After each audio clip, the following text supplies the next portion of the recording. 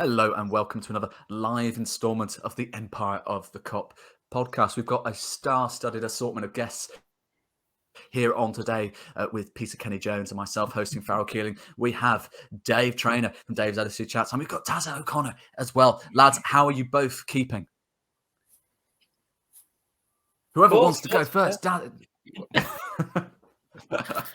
it's good to have you both on.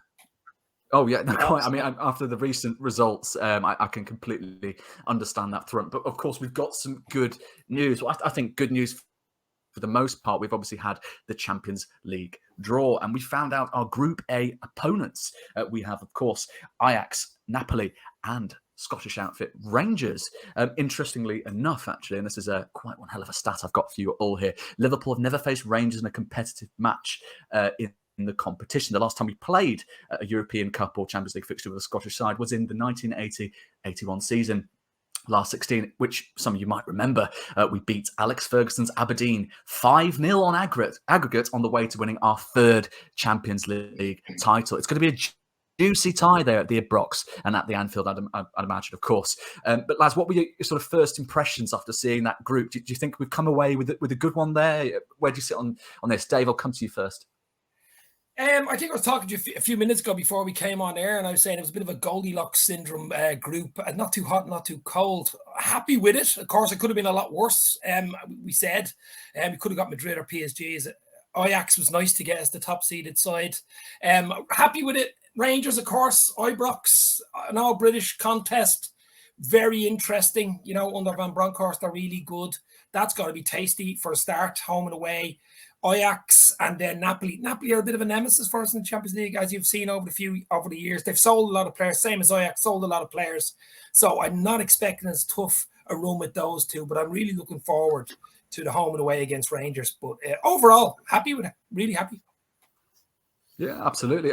Daz, I was saying to the lads before we sort of popped onto the podcast, I think what I find sort of particularly interesting about the group stage coming out is sort of the psychology around it. Obviously, with bearing in mind Liverpool's start to the season, which is poor by any stretch of the means. I think it's our worst start for a decade. If you're a Liverpool player and you're looking at that sort of group stage draw, you're probably going to be thinking, you know, we've come out of that all right. Because I think, you know, if you got sort of a really sort of horrific. I mean, you're Liverpool. At the end of the day, you're going to back Liverpool in any group stage they get. But if you're thinking with the form they're currently in, if you've got a really difficult Champions League compared to group stage compared to recent years, you know, you'd be thinking, oh my God, you know, we've made this horrible start and then we've got this to look forward to. Whereas you kind of look at that and you're thinking, you know, barring sort of Napoli have proved a bit of a pain in sort of recent years, you're thinking that's a really sort of nice group stage to kind of, you know, sort of get our. I mean, obviously, we'll be looking ahead in terms of form, but I think that's a really nice way to sort of ease yourself into the competition. It is, but those are three tough away fixtures. You know, Napoli's the probably the toughest out of all three of them, just because hostile environment. Could we have gotten worse? Yeah, definitely. But I think it's a decent group. I think the problem with this year's Champions League, though, is it's so condensed right now. So all the games have to be played before the World Cup. And just going on the form of us right now and the injuries, I'm not looking forward to it too much. Once the game kicks off, I believe we play, the 7th? September 6th or 7th is the first one. I think once that's out the door, I'll be a bit more relaxed and we get, you know, more of the injured players back. But on a whole, looking at that and then looking at the other groups, I think it's pretty decent, to be honest. No, absolutely. I think, you know, compared to a lot of the groups, just for context here, Group B, we've got Porto, Atletico Madrid, Bayer Leverkusen, Club Brugge. Group C, Bayern Munich, Barcelona, Inter Milan, Victoria Plzen. Group D, Eintracht Frankfurt, Tottenham, Sporting Lisbon, Olympique Marseille. Group E, AC Milan, Chelsea, RB Salzburg, Dinamo Zagreb. Group F, Real Madrid, Leipzig, Shakhtar Donetsk, Celtic. Group G, Man City, Sevilla, Dortmund, Copenhagen. And finally, Group H, PSG, Benfica, and Maccabi Haifa. Apologies if I butchered the pronunciation on any of those. It's probably the quickest anyone's ever done the group stage draw, but there you go. I think we've escaped comparatively, relatively unscathed, Pete. I don't know what your sort of opinion were on this, and also interesting fact, of course, it's the first time since the 2007-08 season that both Rangers and Celtic are competing in the Champions League at the same time. Yeah, well, I think we saw what we got last year was the so-called group of death, wasn't it? And we made light work of that. So there's no reason to be overtly worried. But then you take into account the injuries we've got. Obviously, I think the whole group stage is done by like the 1st or 2nd of November. So we've got basically 2 months to get all those games in. And you'd fancy us last year to get through that group easily. But as Daz was saying, it's when we get these players back, we haven't really got time frames on most of them, and I'm sure it's something we'll touch on later. But we've basically got 2 months to get that group won and sorted, and hopefully we can do it at home. And you want to go and pick points up at Ajax and Ibrox, but they are all they're good on paper, but any single one of those away games, the atmosphere, everything, it's going to be. Their fans in every respective grounds are going to be well up for it and want to make an atmosphere like we're going to want to make at Anfield. And probably every team's thinking that we'll just win our home games and see what happens away. So it's going to be a tough one. But I think it's what you want from Europe, innit? I'm sure we would have preferred to get Victoria Pleasant, but it's quite fun to go and play Rangers, Napoli and Ajax and see what happens, see where it takes us. And fingers crossed we get through top of the group again. There should be some really good football matches, and obviously you touched on what Daz was saying there earlier. Ultimately, no one at Liverpool is going to be expecting an easy ride out of this group. But we had this last year with the group of death, as you said. I think we're a Liverpool Football Club. Give us any group, and we'll certainly do a good shot of it. I think, and I think it's a pretty good group. Nothing's guaranteed, of course, in football, but you'd be backing Liverpool all the way to make it to the knockout stages from that group. Once again, if you've just joined us on the Empire of the Kop podcast, Liverpool were drawn in Group A along with Ajax, Napoli and Rangers. Not a bad group stage. But we're just going to move on very briefly to the Manchester United defeat at Old Trafford, a 2-1 defeat. Now, this has obviously been done to death. I'm sick of it. We're all sick of talking about it, but for context, I have to bring it up. Dave, Thanks, yeah. Sorry, everyone. I know. We'd all just got over it. But comprehensively, one of the worst performances we've ever seen in the Jurgen Klopp era. I think Watford springs to mind as the other time we've sort of seen a Liverpool side that has been that sort of lackluster, lacking any kind of threat. But this was, everyone sort of bangs on about the midfield, Dave, the midfield. We need to sign a midfielder. Twitter is begging for one, but the forward line was horrific. The defence was horrific. We saw Milner bollocking Van Dijk after he refused to press Jadon Sancho. Trent looked like he was jogging when he should have been sprinting to press Elanga before he laid off the ball for Sancho. There was just a lack of effort. There was complete dysfunction, a seeming lack of passion in a fixture that absolutely demands passion. Well, look, out of all the games, you could probably say Everton as well. There's one game you do not want to lose in a season in the Premier League, or even in a game of Tiddlywinks or Monopoly or whatever you're playing yourself, it's Man United, home or away. You do not want to lose against them. Probably one of the worst Man United teams in a long time as well. It makes it even worse. They lost their first 2 games badly, really badly. We weren't even in as bad shape going into that game as they were. But they showed more effort, more creativity, and more fight than us, and more press than us. We were dead. We were out on our feet. We were tired looking. We were lethargic. It was like the end of the season, last game where it didn't really matter type of game. This is the start of the season, 3 games in. It was shambolic. The defending was terrible. We so many top players, that we were expecting so much of, that were just so below par. Even Van Dijk looked really below par. And I think Matip actually makes Van Dijk really, that combination, Van Dijk's only really good with, I think. He really complement each other so much. And then obviously you have Trent dropping off a cliff. Robertson isn't even great at the moment. Go through the whole team if you really want, but we haven't got a bloody long enough podcast to go through the whole team. Everybody was poor, except for maybe Harvey Elliott, who put in a shift, and young Carvalho, who came on, was half decent. But one game you don't want to to really do what they did, exactly what they did on the tin, was do exactly what they did at Old Trafford. It was poor. And as you said, probably Watford springs to mind a few years ago where we got absolutely hammered and didn't deserve anything out of the game. But my biggest thing about that match on Monday night wasn't the result, really. The result's bad. I was going to work and then I'm getting slagged from, I don't know why I'm even getting slagged down in the Europa League. But it was the performance. It was the lethargic. There was no fight. To say that about a Klopp team, there was no fight. There was no running. There was no press. That was more worrying than the result. I mean, anybody can go and lose a game. You can lose 2-1. You can lose a game. But to lose a game like that, they outran us by something like 13k. Ridiculous. Back to the drawing board, but we will get better. We've injuries. We've a big problem. My just it's a long answer here, but my reason I think a lot of it is last season, 63 match season, took a lot out of us, lads. Took a lot out of the legs.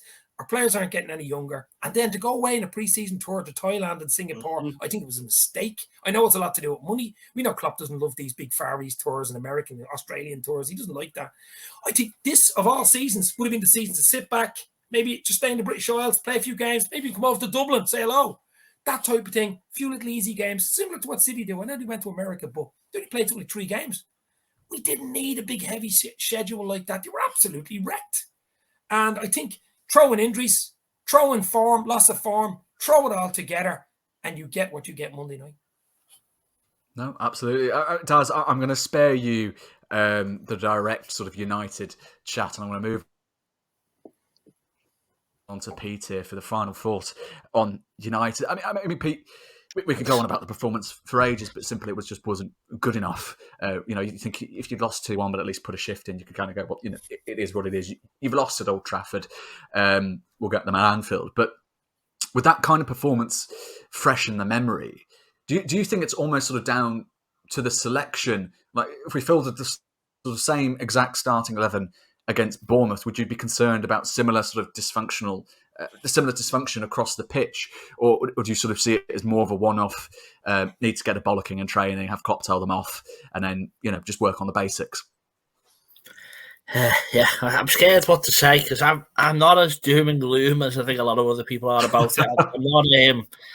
Maybe it's me being overly positive again, but I do think some of the criticism has been a bit harsh. I do think how we played, we definitely weren't good enough. We definitely expect more, and it definitely is one of the worst performances we've had. But I think the reaction maybe has been a little bit over the top. We haven't got the players fit, and the criticism that people are getting is disgusting, really. I think Jordan Henderson and Fabinho, I think they're both not fully fit. There's no coincidence. I don't think that Fabinho didn't start the match and comes on at the hour mark, and him and Hendo do like the switch, which seemed quite premeditated. And I think as soon as Fabinho came on, and for some, I didn't see it against Palace why he's getting so much criticism, but I think he was beating the press by, he was turning on the ball, and that's his job. They were trying to take the ball off us, and I thought he was playing well anyway. I'm sure a lot of people disagree. I don't think Henderson played too bad, which again, he's been written off. He's now the worst midfielder the Premier League's ever seen after the last 2 performances, which again, I think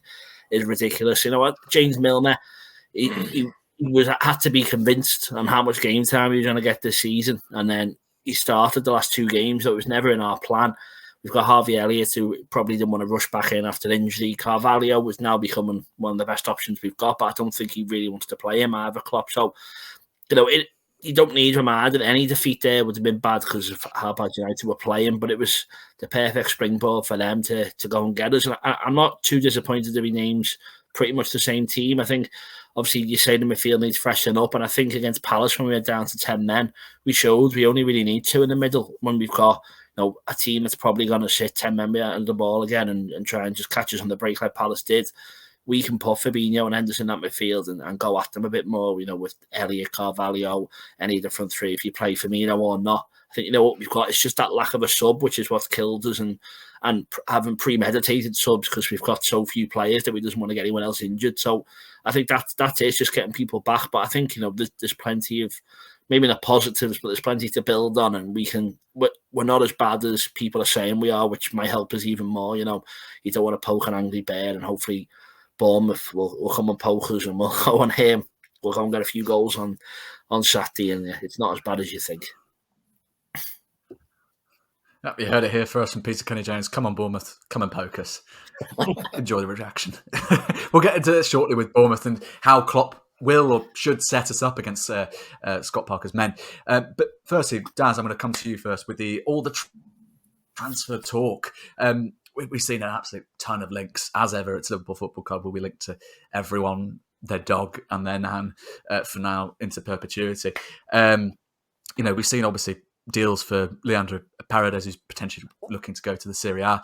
United were pushing for Frankie de Jong. Tottenham assigned Yves Bissouma, who was a long-standing Liverpool target for about 2 seasons. I'd say the understanding, of course, is that Liverpool won't go for a new midfielder, although they did mention that they did field deals for the likes of Bissouma, Calvin Phillips and others would have been relatively easy to complete. But as we know with Liverpool, they're very, very picky about their transfer targets. It is the man they want or no one else. Hence why we've ended up waiting for players like Van Dijk, because we'd rather just get the best or no one else. Given the problems, obviously, we have experienced, and again, there's varying levels of panic online. You have the positive fan that kind of goes, it's more of a one-off.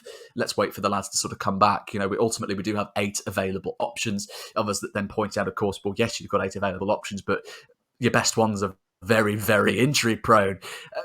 I suppose the question is, I've seen this sort of posed online, is the question not so much whether Liverpool need to commit to their policy, but be flexible in the sense of going, rather than going, look, you need someone who's as good or better than Thiago.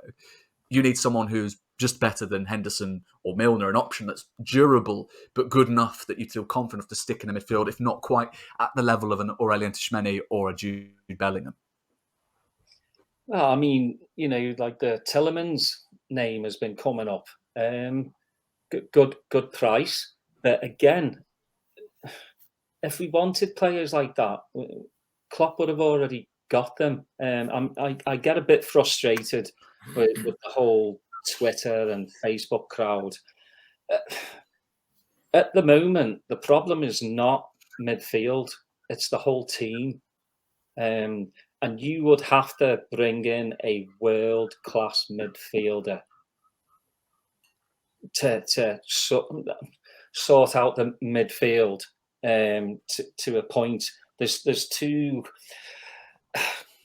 Klopp wants someone that I'm hearing can play the number 6 and the number 8, like a go-between. And these players that everybody seems to be like, why can't we just get him, and him, and him? It doesn't work like that, though. I think if us as supporters kind of knew the time frame of a lot of these injured players were coming back, we might be a little, less like getting freaked out about not having a midfielder. In my book, I kind of would like to see a midfielder come in. I mean, especially with Keita's injury, we have no idea what it is. We have some are saying it's a bad one. So I mean, you go back a few weeks, and Klopp said if there's a really bad injury, then we're going to look at the market. I mean, we still have a week to go. For me, I like Bellingham. I think there's a. I've said it over and over again. If he's the one we're going for, then I think there's a deal in place already with Dortmund, or we would have. There'd be more talk of another one coming in, but he's my first choice. People say, well, he's 19, he's English, he's overrated. That's all you get. When people don't really understand what that lad can bring to a team, he's the future. I think he's a future Liverpool player, and he can be a star. And I think a lot of people just go, we just need a body in. But then what happens when the injured players come back? Then you're paying somebody 200, 250 grand to what? Go back on the bench? So people, I think that they're either just not really thinking, which is probably 60% of Twitter. They don't really think before they speak. They just want numbers. And again, football doesn't work like that. Klopp doesn't work like that. if you've been a Liverpool supporter, you know how FSG work and you know how Klopp works. But all of a sudden, it's FSG out again. And, you know, if you're going to put some blame on it too, Klopp's the one, yes, he doesn't have the money, but he's the one who sends the scouts out to scout these players. And he's the one that says yes. And I'm sure if Bellingham came available tomorrow, he'd go, FSG, can we get him? Yes, of course. Check signed. No, absolutely. I mean, it's the thing is with Bellingham. I think, you know, we've heard figures quoted of around 100 million for next summer. We do know, of course, what we've been told is that Liverpool made yet another inquiry about Jude Bellingham to see if Dortmund's position had changed. And surprise, surprise, of course, Dortmund said no, they've already lost their star attacker in Erling Haaland to Manchester City. They won't be prepared to lose yet another, especially so late in the window, which you can more than understand from their point of view. You'd be absolutely furious if you were a Liverpool fan. I mean, Dave, we're in the sort of position where, you know, as Daz has so rightly mentioned, you know, Liverpool sort of fans, sort of, at least the modern sort of fan base online is so polarised, you know, split into the top Reds, bottom Reds, FSG in, FSG out. And there doesn't seem to be a nice little nook for a lot of the rest of us who, you know, operate in the middle ground, who, you know, are prepared to criticise when criticism is necessary, but acknowledge, you know, the club's in really, really good hands. And it's been in the best hands it's been for quite a while.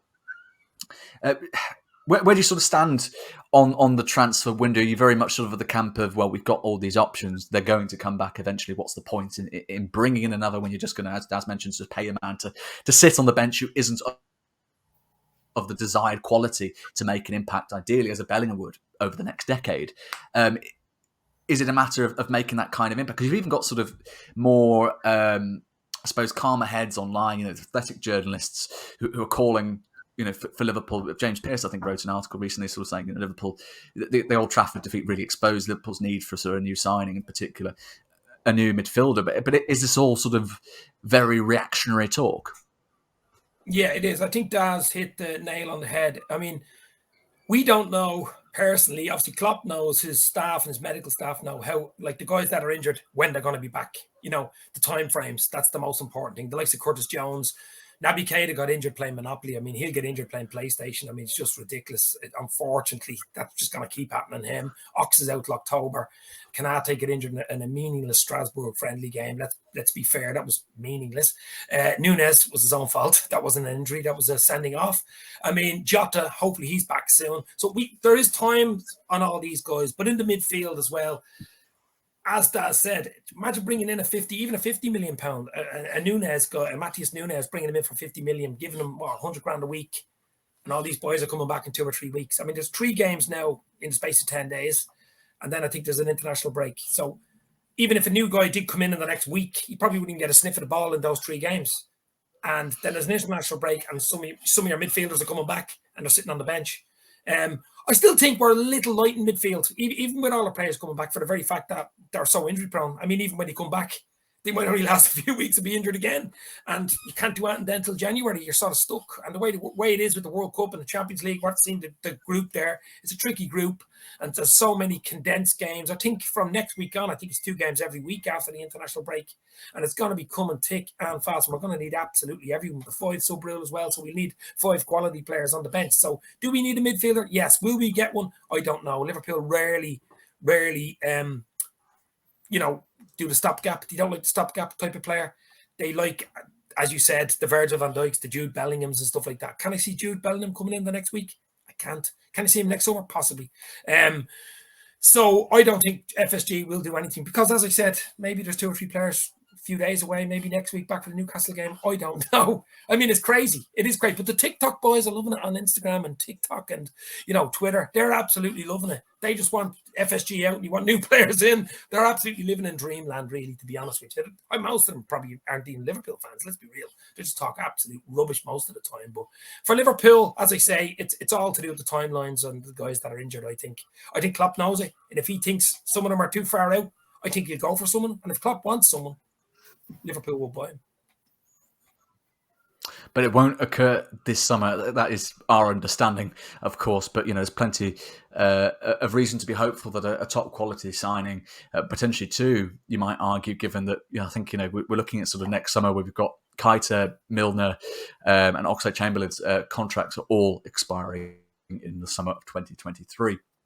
Oh no, the club, of course, are talking with Keita about the possibility of extending his stay at the club. But the player is, of course, said to be unhappy about his current game time. Of course, he's injured, so he won't be getting any game time for the foreseeable future. So we'll have to see how that affects any kind of negotiations between the club, because ultimately we want sort of a reliable operator.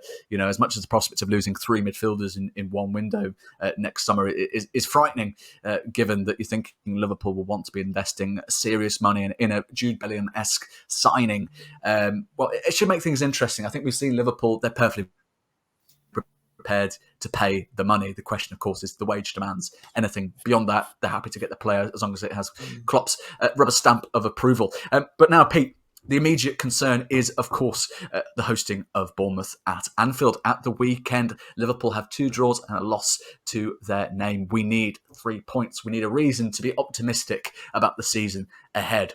Interestingly, of course, we're not the only ones having injury problems. Bournemouth have their own. Scott Parker confirmed that Junior Stanislas, Ryan Fredericks and Joseph Rothwell are all out, and former Red Dominic Solanke is a maybe. He trains tomorrow. He could be available. 29 goals in the Championship last season. Enjoyed one hell of a season, but of course the step up to the Premier League, it's a big kind of gap. Worst start to the season. Our goal difference is in the minuses. This is all very bleak. I do apologise. 4 goals scored, 5 goals shipped. With that all in mind, how would you approach this in Klopp's shoes? Because we've had discussions about, let's just play the same team. It'll be a completely different sort of performance this time. So ultimately, it was basics that were just not being applied. Tracking your man, being committed to the tackle, little things that you think Liverpool, especially players of the calibre we're talking about, Van Dijk and Trent, that they should just be doing on autopilot. Is a formation change necessary, or is it just, don't worry about it, nothing too drastic? Well, yeah, I wouldn't change the formation. Klopp never does it. I think we don't have the players to change the formations. We have literally got 3 forwards we can play. He couldn't make the change up front the other day, and the only time he has done it was against Palace when Núñez went off and he put Elliott on the right. But I don't think we've got the facility to make the change. I said before, maybe put 2 in the middle, but there isn't a 1 to put up front. It's Firmino, Diaz, and Salah. We haven't got the forward line, and I know we've just gone past it. I wasn't asked, but I think our biggest worry in terms of depth is the forward line. It's the only one that we've not replaced players with, and I think if you did a whole second 11, that's the line you have to put a Kate Gordon in or something up front if you're taking our whole first 11 off the picture and putting the next one on. So I think that's where we are struggling or lacking a bit. You just feel so sorry for Jota now. It seems like it'd be the perfect opportunity for him to stake his claim again and get in, but there it is now for Firmino. So I hope it's got to be that front today. I hope Fabinho's back. I just thought he made a real difference when he came on, and I think he'll be vital for us. And it's whether, if Klopp wants to gamble, he might play Elliott and Carvalho in front of Fabinho, or he might just stick with what he did. I expect Elliott will definitely play, and I think the rest just depends on the minutes of what he can afford to do. I've seen people saying take Robertson out, which I definitely wouldn't do. I think, Robertson's the best left back that we've got. Comfortably for me, I really like Tsimikas, but I don't think what he did when he came on against Palace wasn't convincing enough, and I think it's another unfair level of criticism on him. So I'd say definitely the same back 4. Again, we haven't really got much option in terms of who's the player, and we play Fabinho. If I was in charge, it'd be Fabinho, Carvalho, and Elliott, and let's just go for it a bit and try and get an early goal, get the confidence up, and then you can bring Henderson on to see what's happening towards the second half if he is managing the minutes, which is what I think he is doing.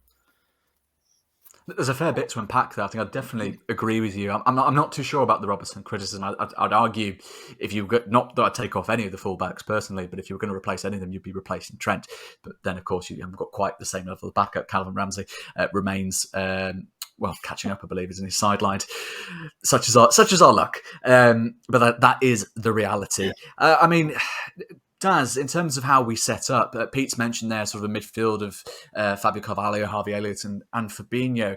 I thought it was interesting, actually, because when we played, I think it was the Palace and we brought off Harvey Elliott and brought on Fabio Carvalho, I'd argue we actually looked almost worse. I mean, there've been criticisms about the level of Fabio Carvalho's sort of physical stature in terms of the jump up to the Premier League. But I'd almost argue Liverpool would have been better off, as Peter suggested, sort of started them both together. The question is, of course, because Fabio Carvalho was originally envisaged to be coming into the club as support for the forward line rather than direct addition to the midfield. That, of course, is his long-term future at Liverpool, the midfield. But you almost get the sense that Liverpool have sort of looked at his frame and gone, right, you're going to need some... You're going to need to go to the gym. You're going to need to get a little bit bigger. You're going to need to adapt to the physicality of the Premier League. And then next year, hopefully, you'll be at the level where we can kind of slot you in midfield and trust you there. Do you buy into any of that? Or do you almost think, no, let's just throw them in together in midfield or more sort of separately forward line in midfield? I'm with Pete. I'd play that midfield. You got nothing to lose. Well, apart from 3 points. I mean, we got to do something. But I love Milner, I do. But he's not a starter, and especially when he just played against Man United as well. I think Klopp's going to go a bit more attacking. So Carvalho and Elliott, and hopefully Fab is 100% fit. But it's one of my issues. Well, there's many issues that I kind of have with Liverpool at the moment. But when you have those two young lads, though, it is just having Fabinho good enough, because he's going to have to do a lot of the defensive work for those two lads. I can't really see Elliott tracking back. Especially with Trent's position is going to be opened up as usual. That's why most opponents attack that right side, because Trent's so far up the field. But it's usually Matip who takes care of the space in between, and same with Kanouté. So I would like to see an attack in midfield, because I just want us to go from the get-go. Go out and hopefully score some early goals, because the crowd is going to be very tense on Saturday. They're going to be willing to get that first goal in to settle us down. Just because, as you know, the stats already, the last 7 games we've let the opponent score first. So, yeah, if we can get a clean sheet and get a few goals in, that'd calm all of us down. But it's one of those where we're just lacking, aren't we? I mean, you look to the bench at United, and half of them are still in nappies. That's what we're looking at the moment. But my issue is definitely people are saying you've got to play Henderson and Fabinho, but at the moment, Klopp is looking like, well, if one gets injured in the same match, we're screwed. So that's why he's just giving them, 30 minutes here, 60 minutes there. It's just the reality of what Klopp is going through. But yeah, I'd love to start those two lads. They excite me. Elliott, I thought, was one of the better ones against United, because he wants the ball all the time. And same with Carvalho, when he came on and did the cameo. It was a crap game, but when he came on, he added a bit more. And, did we deserve a draw? Maybe. But yeah, those two lads, I think Klopp has every bit of faith in them. So why not? I mean, Bournemouth are basically the worst team in the Premier League. So on paper, we should be beating them. But we all know about that. That paper goes out the window, flies somewhere else. And then we get another paper back going, you're lost. So, yeah, but we should be too good for Bournemouth. So, whoever Klopp picks is the team that's going to beat Bournemouth. But yeah, bring the young lads on, a little something different, attack Bournemouth, and 4-0 up by half time. Keep my heart rate down. I would absolutely love that. We'd absolutely love that. I mean, I'm just going to come to that midfield one final time, Dave. But obviously, if you're looking at sort of midfield options, Milner's a fantastic standard setter. He's the man you want coming on late in the game when you're already 3 or 4-0 up to kind of go to the lads. You keep up the level. You don't let them get one back. You don't give them any sort of hope of getting back into this game. Starting, he's probably not really got the leg through it. 36 years of age, which is not against Milner to be a starter in this day and age. Exactly. And not looking half as good. But I think the reality, if we're looking at sort of Liverpool over the last sort of 7 league games, we want to be starting quickly. Is the solution anything more drastic than starting Carvalho and Elliott together? How does Klopp go about this to get his team off from the front foot and not react as soon as we've conceded the first goal? Look, it's a dilemma for Klopp. I mean, you could turn the tables and say Bournemouth are probably delighted to play in Liverpool at this time as well. I mean, to come to Anfield the way we've been playing and our confidence is down, let's be real, and we're letting in goals, early goals and stuff like that. So they're probably saying, right, this is a great time to get something. So they'll be confident enough coming into it, especially when Parker's wearing those lovely cardigans that he wears. But I mean, like the thing about it is, for me, we don't have the options, do we? I mean, as you say, Milner and even Bobby, I'm sure the plan at the start of the season was 20, 25 minutes near the end to wrap up games, to tidy up games, or Bobby to come on and maybe get a goal. It wasn't to start games. It just wasn't to start games. So we've had to just evolve to that. Even Gomez probably wasn't expecting to be starting, to be fair. I'm sure Matip and Kanate were probably slightly ahead of Gomez at that time. But I don't think we've much options. I think the front three stay the front three. Again, unfortunately, we need a big game from Bobby. But the midfield is really, does he... Look, we got to start fast. We got to get the first goal. As Daz said, we've let in a goal the last 7 games, which it's an uphill battle straight away, isn't it, when you're letting a goal? I think the big thing the weekend is the crowd. I mean, the Anfield crowd have got to get behind the team. Even if we do go 1-0 down, we've got to get behind the team. The crowd, I think, could be a big thing for Liverpool. It's a 3 o'clock kickoff on Saturday, traditional time kickoff.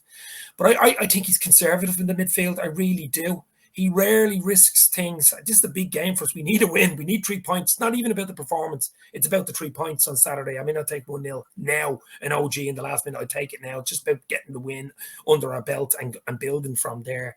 So who does he start in midfield? Elliott's been brilliant for us in the last 3 games without being absolutely outstanding. So Elliott's definitely in. Henderson, club captain. He wasn't great the other night, of course, but I mean, he's back at Anfield. We want a big game from the club captain. I'd go, and Fabinho. I think he's going to go Fabinho, Hendo and Elliott. I really do.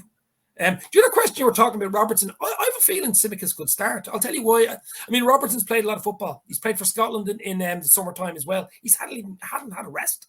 I'd be worried about Robertson playing so much football and getting an injury. You know what I mean? I think he's ready. I think he's ready to collapse. And we've got 3 games coming up in the space of, 7-8 days? I think Robertson... And if you're going to rest them, probably out of 3 games, this is the only game you can rest them. Newcastle will be tough midweek, and then the derby the following week. If you're going to rest someone, I think this is the only chance to rest Robertson, guys, and maybe bring him on last 20. And maybe play Alisson centre forward. Can't shake things up a bit. I mean, you never know. Klopp loves it. We did at one point see, was it Kolka at front? So you never know. But I mean, Dave, I have a feeling you're a bit sort of more optimistic about what's coming up on Saturday. If I were to push you for a score prediction, would you give me one? I would, absolutely. I'll even give you the goal scorers. Go on then. I'll take that. 2-0 to the Reds. Mahala, the king of Egypt, and Diaz. 2-0. Oh, lovely. Daz, what are your thoughts? I think you're not tending to usually... Yeah, I don't do predictions. Favour the side of it. Oh, you will? A win for us. A win. Okay, you know what? I will take that. I'll take that, Daz. That's progress. Pete, you are the king. You are the absolute king of optimism. I have not found a more optimistic Liverpool fan in all my time.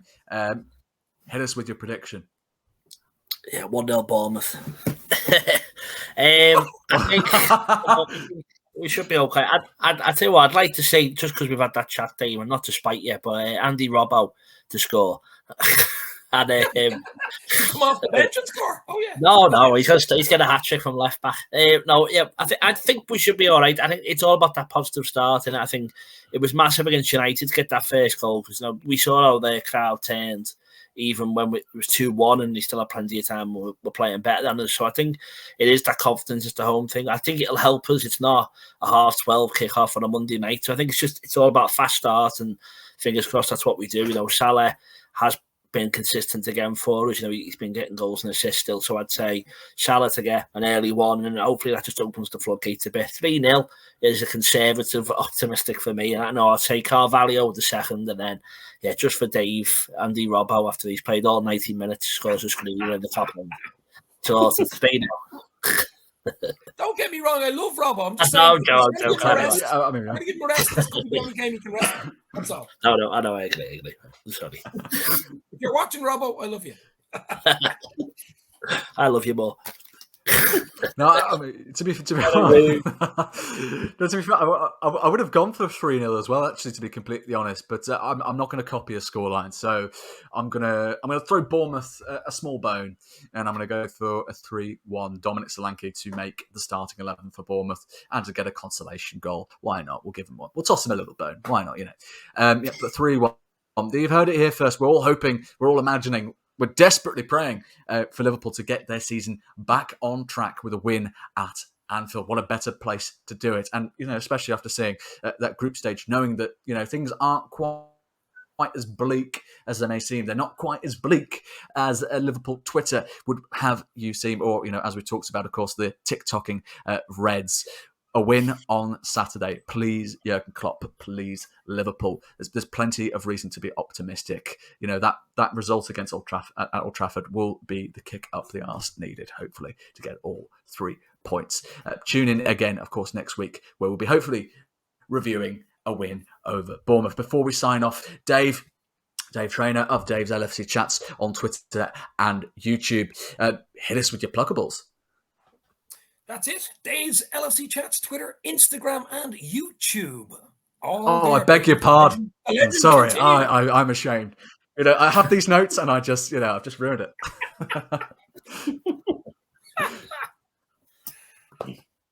That's it. That's my any exciting projects you've got coming up? That's your pluggable. We will take that. We will take that. Everyone, give them a follow. Have a look. Plenty of good stuff to watch. We were talking about his chat with John Achterberg previously. I've looked at that myself, and it is very well worth the watch. So do give that a look. Give him a cheeky like. Get your notification bells going, and give him a subscribe. You all know you want to. Daz O'Connor, we come to you. The man, the myth, the legend, the host of the Liverpool Connection podcast. Any exciting projects you've got coming up? Anything you would like to plug here on the Empire of the Kop podcast? Got our mate Jamie coming back on in 2 weeks. Jamie Webster,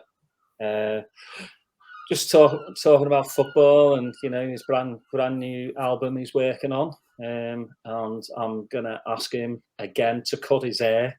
That's just way too long for my liking. It looks like a Scouse hippie. Got former Liverpool player John Scales coming on. And Sammy Lee, he's coming to Austin where I live for a Legends Night, and we've got him on the podcast to do a review of the Bournemouth match. I won't be on that one. A couple of my mates will be on that, so it'll be a good laugh to hear Sammy, tell us what he thinks after the Bournemouth win, not loss, a win. So. Looking forward to that.